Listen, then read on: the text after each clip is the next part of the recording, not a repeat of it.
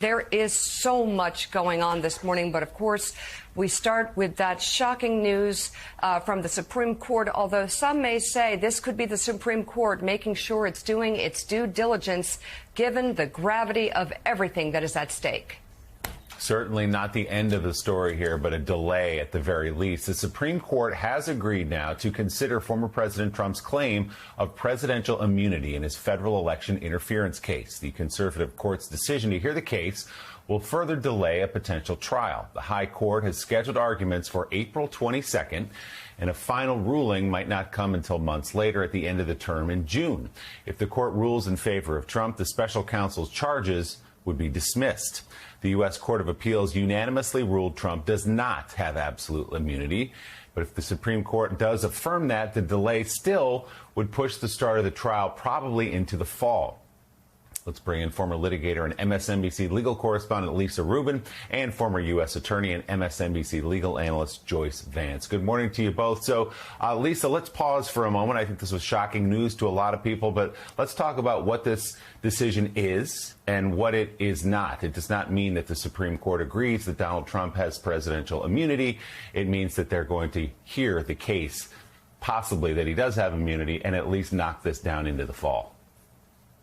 That's right. And Willie, the way in which the order yesterday was phrased is also a little bit telling. The question that the Supreme Court has agreed to resolve is a narrow one. It's whether, and if so, to what extent a former president has immunity for his official acts or his official acts as alleged. And one of the things that's really, I think, concerning about the way that the question is presented is alleged according to whom? Because if you ask Jack Smith, the way that the indictment is framed, none of the acts for which they are trying to hold former President Trump criminally accountable were in fact official, that a president plays no official role in the administration of federal presidential elections. And so the way that this is phrased is slightly troubling, even for those who might push back and say, this is the Supreme Court trying to button up an important issue that is percolating in at least two federal courts right now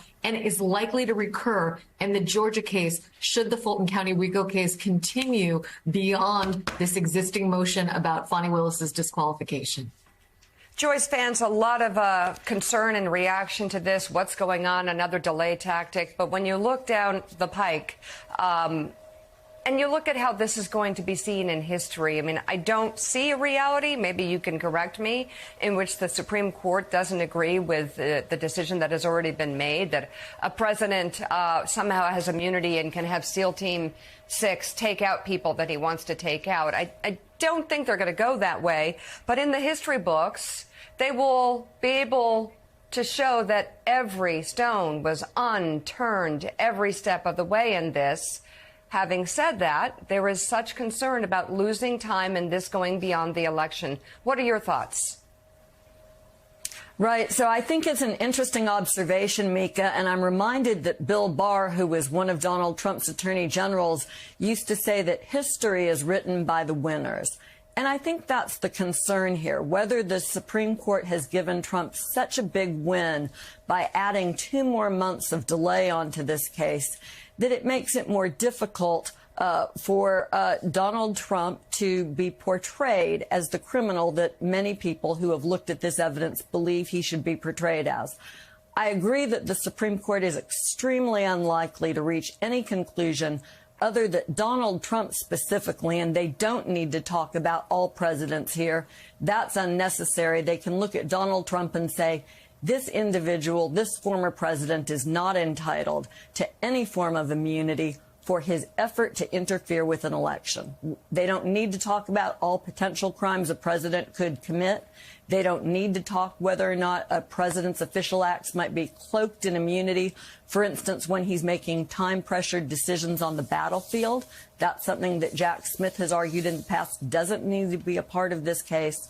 But for the court to look at Donald Trump's conduct here and reach any conclusion other than the fact that he can be prosecuted in the criminal justice system would be tantamount to saying that presidents are, in fact, above the law that Donald Trump is above the law. And that, not to be dramatic about it, would be the end of one of the most cherished principles of democracy, that no man is above the law. No, I don't think you're being dramatic at all. That's what's at stake here. And Jonathan Lemire, you cannot separate this, yes, it's a legal question, from the politics. The idea for Donald Trump and his legal team has been to delay, delay, delay. If he can get himself reelected in November, he becomes president. He controls effectively the Justice Department. He can make all of this go away. And as you look at the calendar, the Supreme Court rulings come out in June, sometime in mid-June. A trial we're hearing may not start until September, October. I know Joyce is skeptical it could even get underway before the election begins. This does, in many ways, help Donald Trump's cause as he looks to have this stuff just go away. Yeah, so many Democrats reached out to me yesterday. I was just like, I can't believe he's going to get away with it again. There's this sense of frustration that Trump always seems to escape, to slip the hook. A few things here. Yes, that's the legal analysis. And it's probably right in some ways. The Supreme Court should take the case, even if we do expect they will rule they agree with the lower court. But let's talk about the presidential campaign and the timelines here of the 4 cases. We know that the Georgia case has become a bit of a mess. There's a suggestion, and it's also sprawling to begin with. That one always is perceived to probably not start until 2025. The classified documents case in Mar-a-Lago, there's some real reasons for delay there because of the sensitive materials, but also Trump pulled a friendly judge who seems to be willing to go along with the delay tactics. This case now may not happen until the fall or perhaps after the election. If Trump wins, he can wave his hand and make his attorney general make this go away. So that just simply leaves the New York case, which is scheduled to start in a few weeks, but is perceived by most, at least, as the weakest case, one that might not even carry prison time were he to be convicted. So I think when we come to the end of this, it's what Biden campaign aides have been saying all along. We can't bank on the courts to bail us out. It's becoming very clear that's the case. They're simply going to have to win this election in the campaign.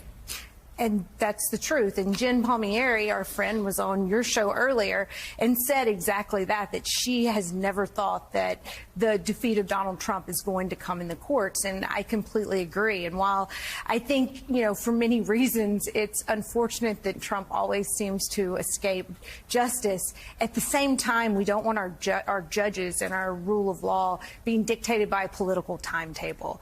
And likely, I talked to a Supreme Court insider yesterday who told me that it seems likely that the Colorado ruling, that case, that Trump will win probably at the court. In this case, Trump will lose, and that very likely both could be almost unanimous, and the court could be pretty unified in these decisions. And so if that happens, it is a good show of strength for the rule of law in America, just that the process has gone through the steps. Yeah, I think that's clearly right. So, Lisa, let's set aside the politics now and just go back to the legal merits. Walk us through what should we expect? They've agreed to hear this now in April. What does that look like? And then what sort of timeline should we anticipate for a decision? And if you will, if assuming Elise is right and that they rule against Trump in this case and the trial does proceed, Judge Chutkan has said she's going to give the parties time to prepare. What's your best guess as to when that could come to trial? Well, let's start, John, with the math that's remaining. When Donald Trump's case was paused to allow for further consideration of the immunity issue, there were 88 days left to trial. Judge Chutkan has publicly committed herself to giving Donald Trump around 7 months to prepare for trial. So we have to assume that she takes that 88-day remainder fairly seriously. She has also said, including through a pre-questionnaire that went out to prospective jurors in the Washington area, that this is a trial that will take around 3 months. So you have to build into the calendar that 88 days plus 90 days to try the case if you think that this is going to happen before the election. And that's why folks like me are asking the Supreme Court, why didn't you write like you're running out of time? Because time is quickly elapsing here. There are folks who believe that the Supreme Court could rule quickly after the April 22nd oral argument. Our friend Neil Katyal, for example, is one who believes that the court will render a ruling by sometime in early May. On the other hand, if you believe that the court is likely to push this decision until the end of the term in June, which usually ends at the very end of June or July 1st, like our friend Judge Michael Luttig, then you're really in a crunch with respect to the calendar and if and when a trial can begin. There's also, finally, the question of Department of Justice policy. I've heard a number of folks on our air and other places say, well, wait a second, the Department of Justice prohibits taking steps in a case like this 60 to 90 days before an election. That's not my understanding of DOJ policy, which prohibits overt investigative steps, not the trying of a case. But more importantly, the Department of Justice won't be in control of when this case is tried. That will be up to Judge Tanya Chutkan if and when the case is returned to her. And in that instance, I believe that Judge Chutkan would proceed even if we are well into general election territory at that point. John. This whole thing really has been a tremendous waste of our legislative time and the people's resources. I cannot believe that they have found a new low. It is so embarrassing to sit in the room for an hour while they try to weave conspiracy theory after conspiracy theory that only embarrasses them further. It's very clear that there's no there there. Democrats on the Oversight Committee reacting to yesterday's closed-door deposition by Hunter Biden, who struck a defiant and emotional tone during his testimony as part of the GOP-led impeachment inquiry into his father, President Biden. Hunter condemned the investigation as a partisan political pursuit that was based on a false premise and fueled by lies, and reiterated his stance that he never involved his father in any of his business dealings, while also acknowledging mistakes he had made, pointing to his battle with addiction. We're told during the nearly 7-hour-long closed-door deposition, there were what's being described as heated moments between Republicans and Democrats regarding interruptions during lines of questioning. After his testimony, Hunter said his deposition went great. So far, Republicans have yet to turn up any evidence in their impeachment investigation. Joining us now, congressional investigations reporter for The Washington Post, Jackie Alemany, and senior political columnist for Politico, Jonathan Martin. Good to have you both with us this morning. Jackie, I'll start with you. Is there anything that Republicans came up with of substance? And at what point are people going to say this is taking away from other incredibly important issues of our time, like foreign aid and government shutdowns and actual real needs of the American people? Yeah, Mika, well, I think if anything, Republicans are going to have to reckon with the fact that I've been told by several sources who were in the room for that extended hearing yesterday that Hunter Biden happened to be one of the most prepared, disciplined, and on-message witnesses that they've had appear before the committee yet, who spoke very eloquently about a broad swath of evidence, some of it unsubstantiated, some of it, presented in sort of dribs and drabs, contextless text messages and communications that James Comer and Republicans have cherry-picked from the mountain of records that they have obtained so far, and that there has been still no there. For anyone who thought this was going to be the smoking gun, the star witness, it's certainly disappointed, and Hunter Biden instead spoke of a lot of instances that Republicans have pointed to as wrongdoing as examples of him under the spell of addiction, being drunk or high at the time of those communications, and quite frankly, as someone in the room told me in a readout,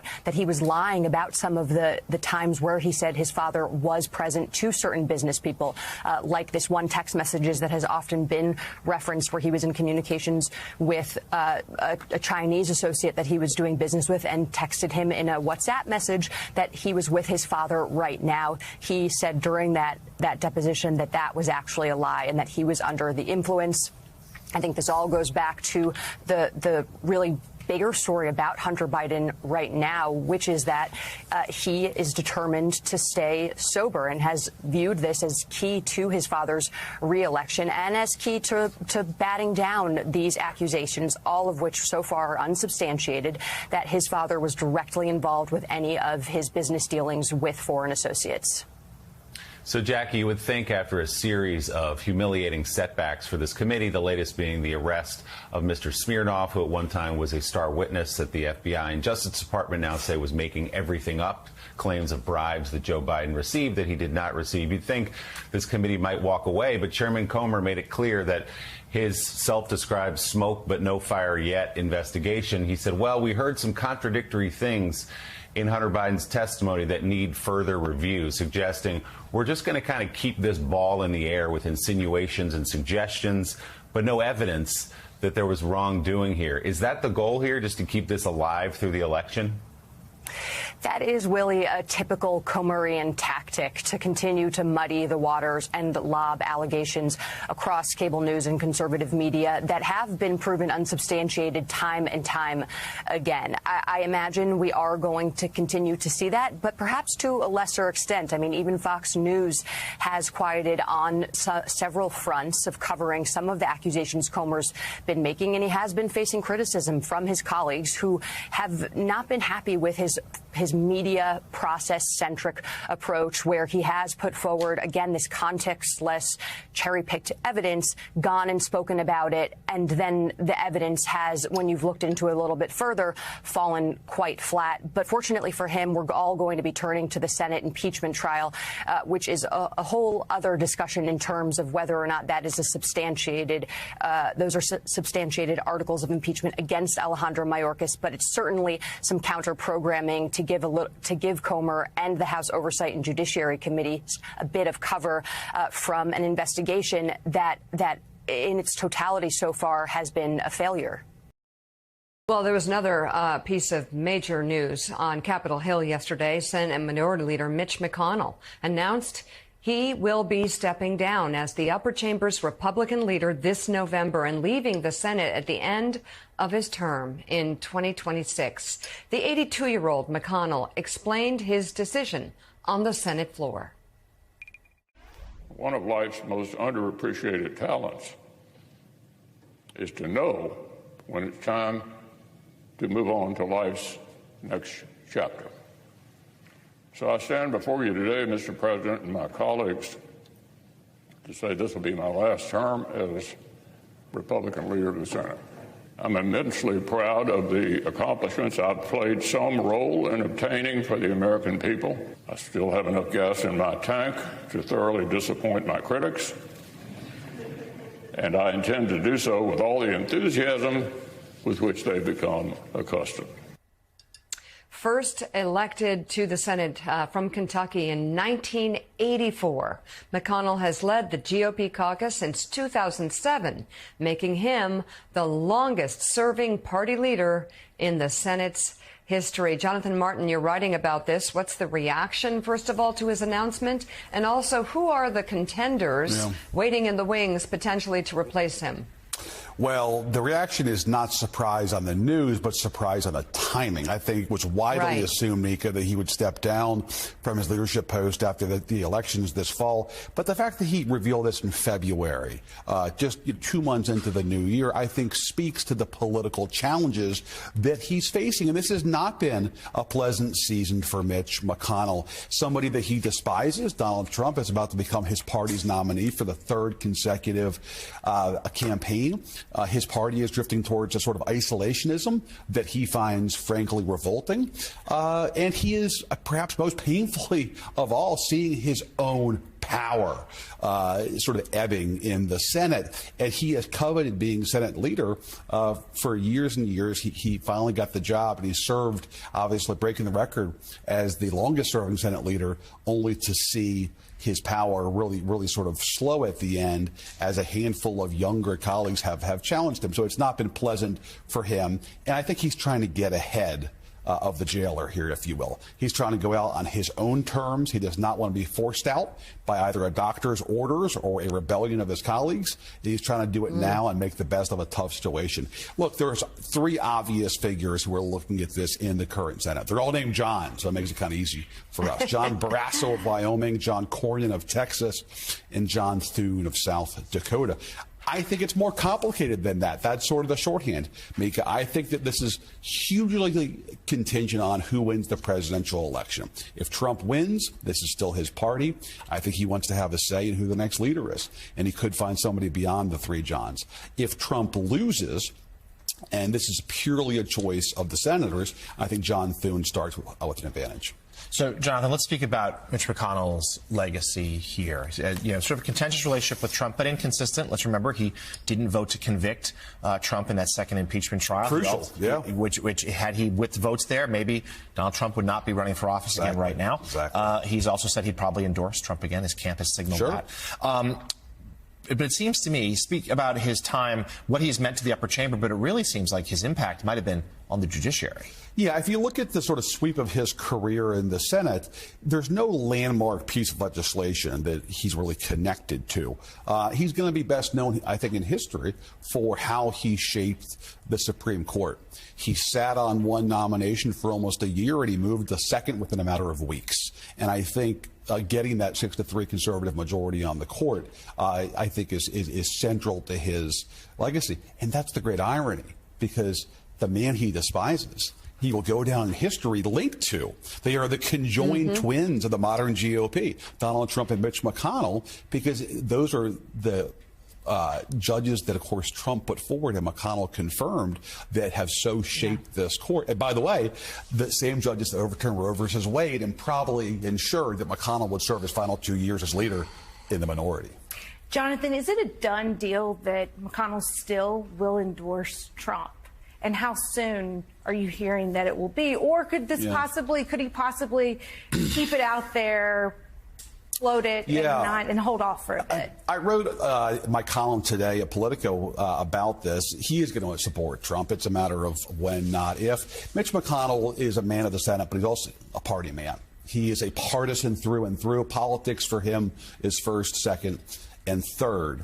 And he's going to get on board with the nominee. I don't think he'll do so with any enthusiasm, but he wants to retake control of the Senate. And I think he recognizes a divided party is going to undermine his party's chances of taking back control of the Senate. And so he wants to have the party singing with one voice about their nominee, and he's going to do that. Look, I think McConnell knows that what happened in 2016 with Trump created challenges for his party, and he wants to be, I think, on board with walking away from the leadership with a majority rather than a minority. Sarah, and joining us now is NBC News legal analyst and former federal prosecutor Andrew Weissmann. He is co-author of the new book, The Trump Indictments, the Historic Charging Documents, with commentary. Andrew, good morning. So I'm so curious to hear your reaction to this ruling that we heard yesterday, at least this idea that the Supreme Court is going to hear arguments on April 22nd.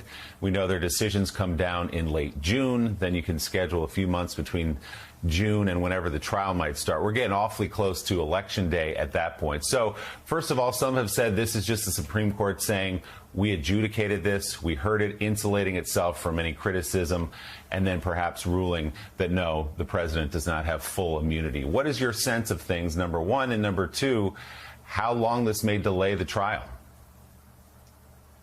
Well, I'm very pessimistic. I do not have the view that they took this case because they're going to hand out a win to Donald Trump in the Colorado case, but here they're going to essentially give him a defeat by saying there is no presidential immunity in this case. Yes, of course, I think ultimately they will not grant immunity in this case, but they have given him the win because the D.C. case, let's just face it, is on life support now. It is really, really hard to figure out how this case gets to trial before the election. And I think that's the end result of what they did here. So they may ultimately say that he does not have immunity, but in fact, he will have been given immunity because the case will not go to trial before the election, meaning if Joe Biden wins, the case goes forward, but if he loses, the case is over. I think it's worth noting the other sort of big picture item is any normal politician, any person who was accused of a crime that they did not do would want to clear his name. And so what's happening here is the reason one thinks it's a win for Donald Trump is he's trying to avoid at all costs the facts of what happened that are charged in this indictment, that they do not get presented in court where facts actually matter and people will hear it.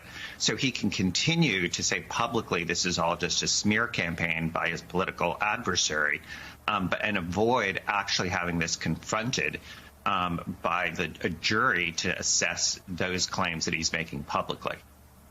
Well, the Supreme Court's certainly helping, as you say, Donald Trump's legal team's strategy of delaying, kick it down the road, hope he wins election and can make it disappear. But do you believe on the merits the Supreme Court made the right decision here to hear the arguments?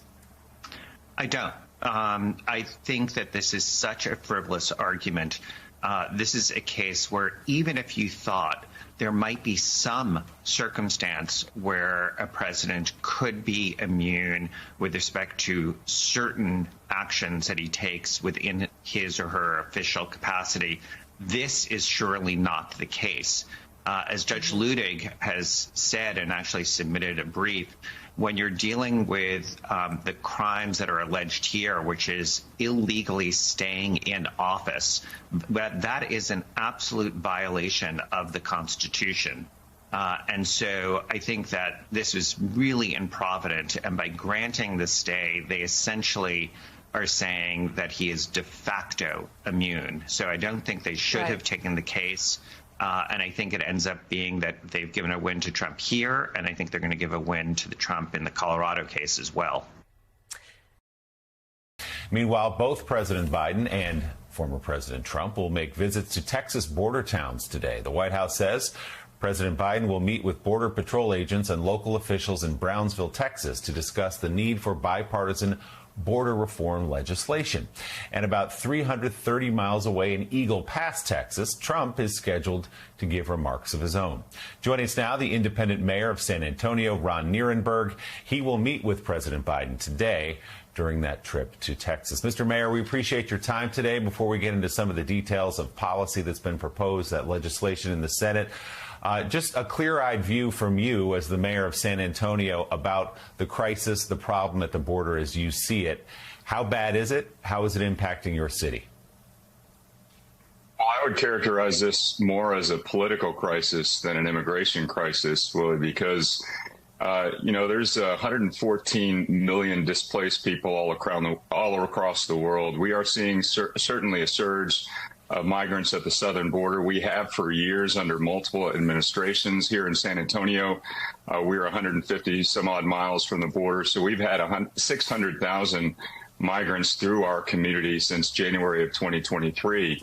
But we've seen these things under Trump. We've seen them under Biden. We've seen them in administrations far beyond that.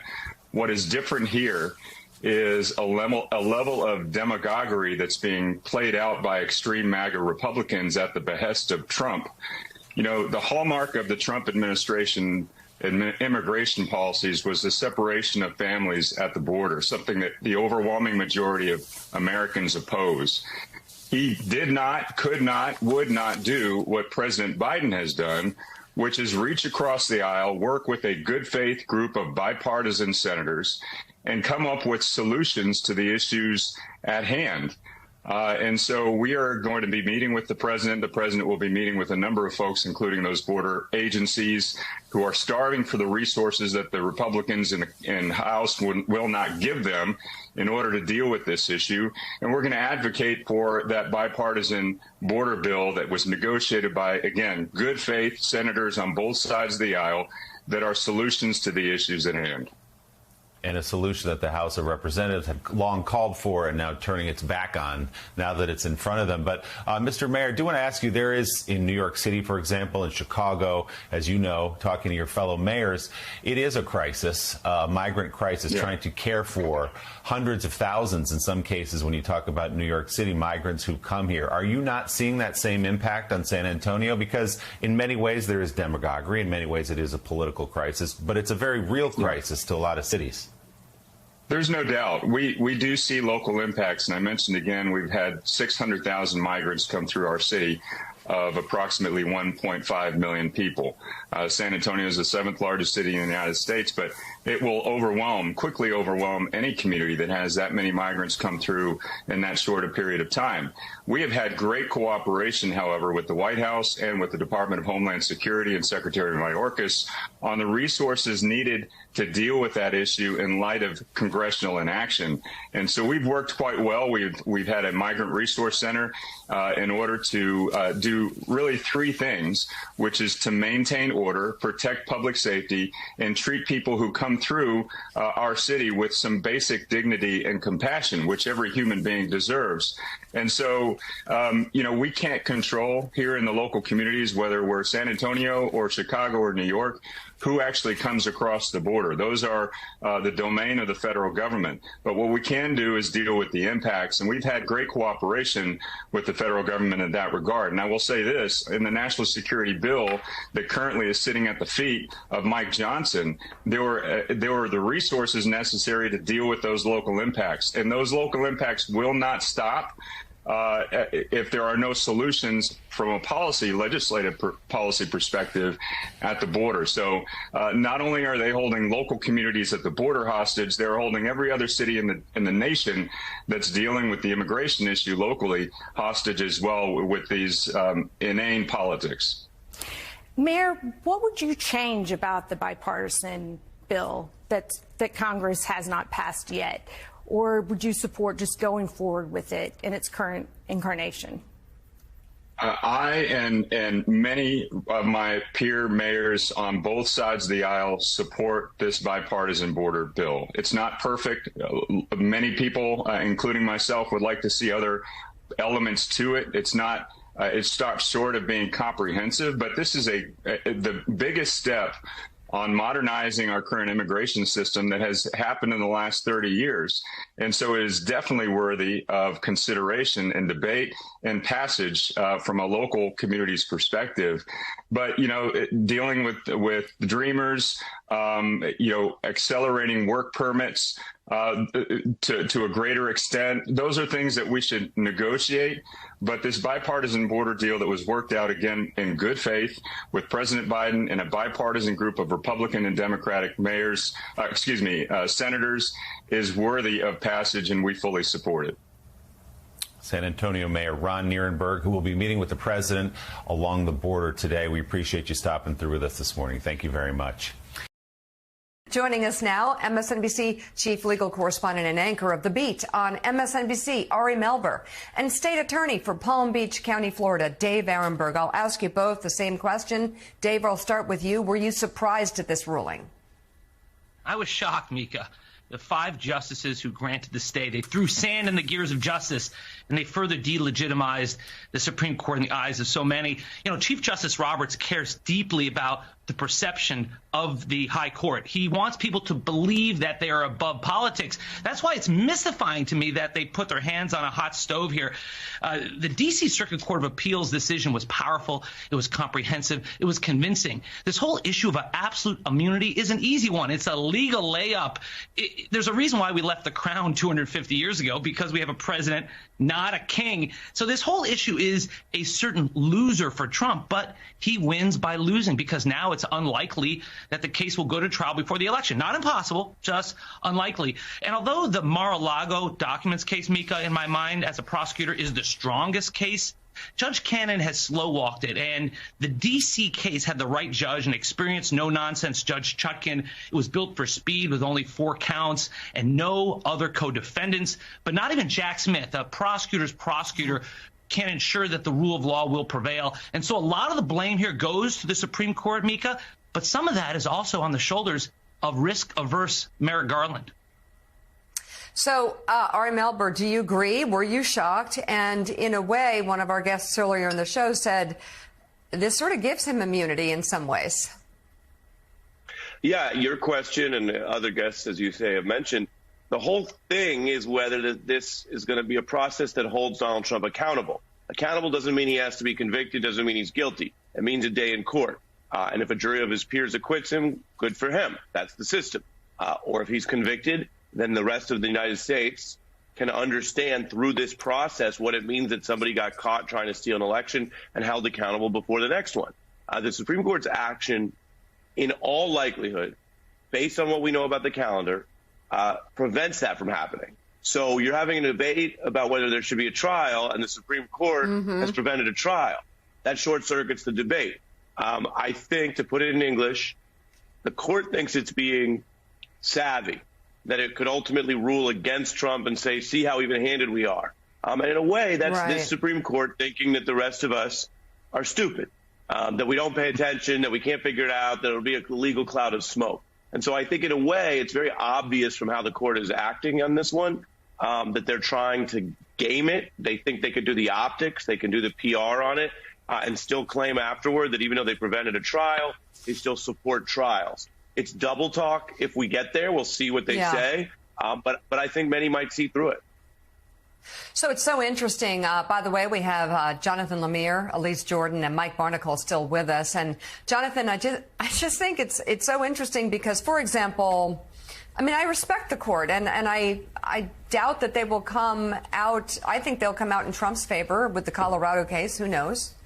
But in this case, is a president immune from ordering SEAL Team 6 to take out one of his opponents? I mean, this is not a question that it seems needs a lot of pondering. I don't know if I'm oversimplifying things. Yeah, I mean, the generous approach to this is that they felt like this was a weighty enough matter that they had to weigh in, even if the answer is sort of obvious. They needed to put the stamp of this highest court on the land on it. But in terms of tactics, we are in a campaign year, this is going to slow things down. Most legal experts we've had on the show this morning have suggested they don't think that even if the Supreme Court acts with some haste, they hear the oral arguments in April, decision comes, let's say, in June, they don't think it will be feasible to get a trial in place before the election, particularly because Judge Chutkan has promised the Trump side plenty of time to prepare. So Mike Barnicle, there's been this thought among Democrats that Donald Trump always seems to get away with it. And this seems to be a step towards him once again getting away with it. There are 4 trials. He's facing 4 trials. At this point, it seems at most one, the New York case, which is the least serious of the cases, can happen this year. It seems like the fate of this election and the fate, potentially, of our democracy is not going to be decided in one of these courtrooms. It's going to be in the campaign trail. I think you're absolutely right about that. And, Ari, off of Jonathan's question that he just posed, one of the thoughts that has been rumbling through my diseased mind for the last 24 hours is, how did we get here? When you consider over the last 8 years the damage that has been done to the true direction of the United States of America is enormous. And yesterday's Newsday, I would submit, was packed with irony. It begins in the morning with the announcement by Mitch McConnell that he is retiring. Mitch McConnell, who bagged the United States Supreme Court, who fixed the Supreme Court, prevented a president of the United States from naming a Supreme Court justice. Mitch McConnell, who with a single wave of his hand could have resulted in getting Donald Trump impeached and thus taken off the board in terms of being still a candidate for president of the United States. And then we have the Supreme Court decision yesterday, and we have the time frame involved. The alleged crime was committed on January 6th, 2021. It took an enormous amount of time for Merrick Garland and the Department of Justice to retain Jack Smith as special prosecutor. Over a year's time was lost between the time of the original crime, the alleged crime, and when the special prosecutor took office. And now we have the Supreme Court trying to come up with an answer. 2 months from now, they'll start arguments over it. An answer to something that I wonder has ever been posed before.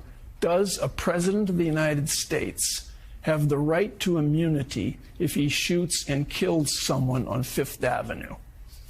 Where are we, and where are we going here? Great questions, Mike. Where are we?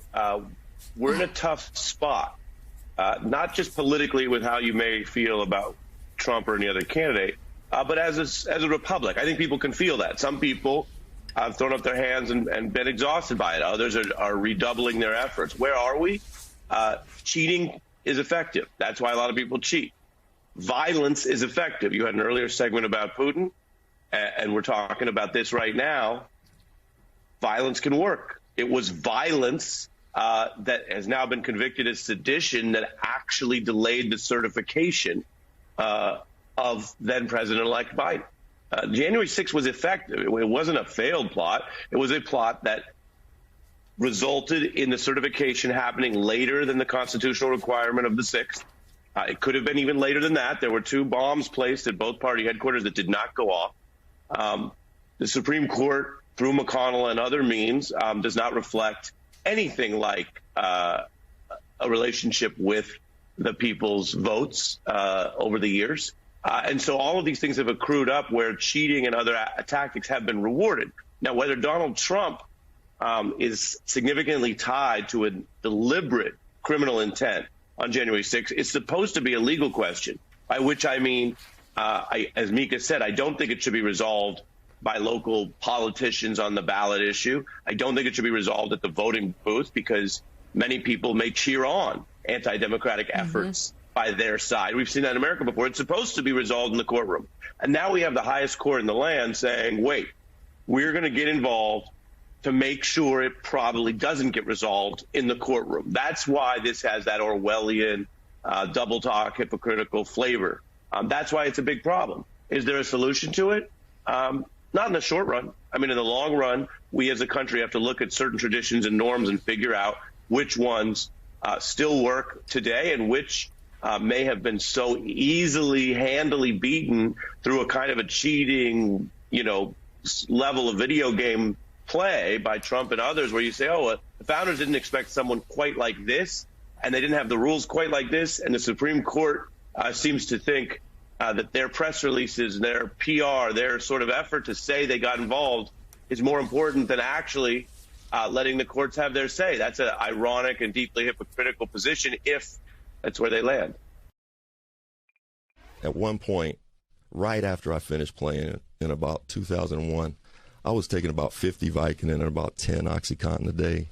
And the 10 OxyContin equate to 1 equals like 7 Vicodin. So, 100 pills a day and just chewing them up, get them in my system faster, never with water or anything like that. Yo. It's a good thing, though, that I'm not really a drinker and wasn't drinking. I would have died for sure.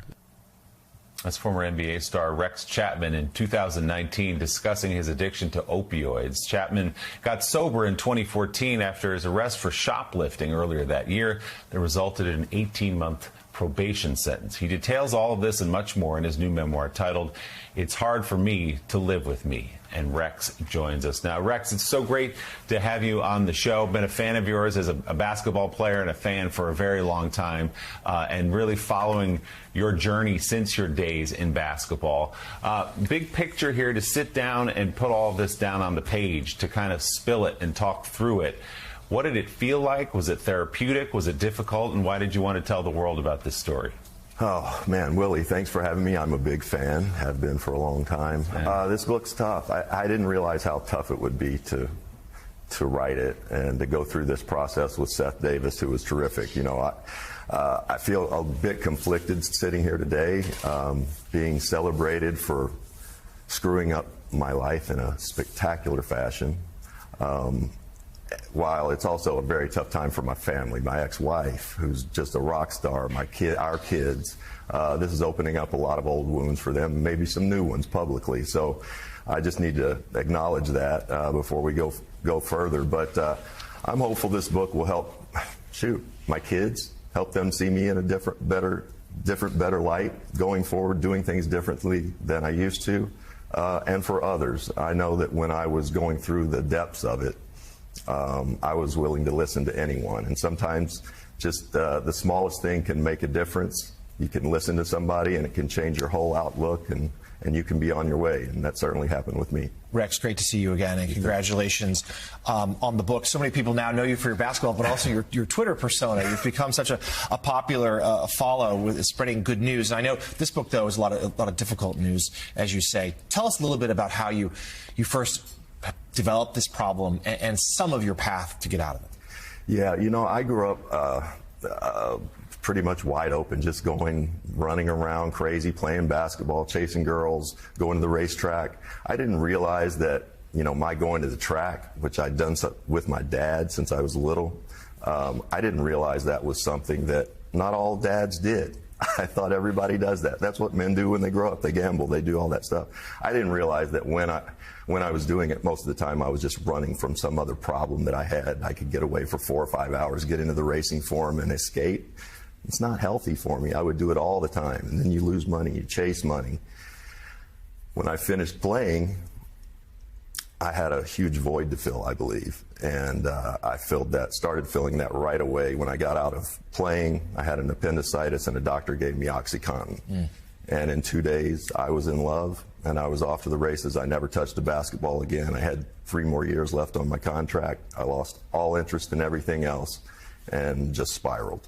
Rex, writing the book, sitting down writing the book, even with Seth working with you, that's a long, dark tunnel that you're coming through writing that book. Yeah. Did you hate the person that you were writing about when you were writing about him? It's spot on, and still do. You know, I think I'd kind of gotten past a lot of that stuff, the guilt and the shame and all that stuff. Going through this process over the last 2 years has brought a lot of that flooding back. I had a panic attack. I had a panic attack in college over something that was unrelated to basketball. And I'd forgotten about it for years and years, and remembered it during the writing of this book and thought it was poignant and should put it in there. And about 6 months ago, when we were wrapping up this project, I had another panic attack. Fortunately, my girlfriend Whitney, she was there. She took great care of me for a few days. And some of this stuff is just, it's hard to talk about. And I think I've compartmentalized a lot of it. Tried to, you know, I stole from an Apple store. Every now and then, I sit with that and go, how? What? Why? I would have never done something like that prior to drugs. I have to think. So it's just it's all come flooding back. But I also know it's good. Secrets aren't good for me. And if I can share a little bit of my pain, hopefully somebody else will get a little something from it. So, Rex, you're so unbelievably inspiring on social media, and I look at what you have documented here in your life, so much rock bottom, from losing $400,000 in one day in Vegas, from almost dying on your way to rehab, getting arrested. But I think this part here that I'm about to read might be rock bottom. And you say this, you're arrested, you appear in front of the judge, they let you out, and you have no way to get home. So I start walking toward the freeway, my mind in a total fog. It's hot. And after 20 minutes, my son Zeke finds me and pulls up in his car. He gets out, comes around to hug me, starts bawling. He keeps asking me over and over if I'm okay. I know I'm sad, but I don't really feel it. I barely console him. That is what life is like when you're addicted to drugs. You just go numb. Here I am. Worst moment of my life. Worst moment of his, too. Zeke is completely broken up, and yet I don't even shed a tear. So, Rex, how did you go from almost dying, from rock bottom, from feeling nothing to living again? It's been really hard, and it's hard to hear that every time. You know, that's not even the worst of it. Like the day before that, the police showed up to my apartment, and my son was there, and I saw it was the police. And I asked my son to lie to the police and tell them I wasn't there. That's just despicable. And he did it. And then he left for class. 10 minutes later, I went out the door and the cops got me and pulled me over. And then he picked me up the next day, and I still didn't have tears for him. It's something that, you know, those are the things that I just kind of live with. And, you know, it's good to talk about them like this from time to time because they happened. But again, one reason why I'm trying to do this differently going forward. I embarrassed myself, my family, my mom and dad, my sister, my kids, my ex-wife, all of my friends' kids that looked up to me and look up to me. I thought if I'm going to live, I need to do this better and try to make them proud of me again in some way, form, or fashion. So you end the book writing about the love that you have for your kids. Quote, I know that a lot of addicts lose their families and never get them back. Yet I'm still close to my kids. I guess I must have done something right. I love those 4 people more than I could ever put into words. For them to love me back after everything I've put them through, that's my championship right there. The new book is entitled, It's Hard for Me to Live with Me. It's on sale now. Rex Chapman, thank you very much for coming on the show this morning. Thank you. Thank you, Mika. Thank you. Rex. All right. Thanks, guys.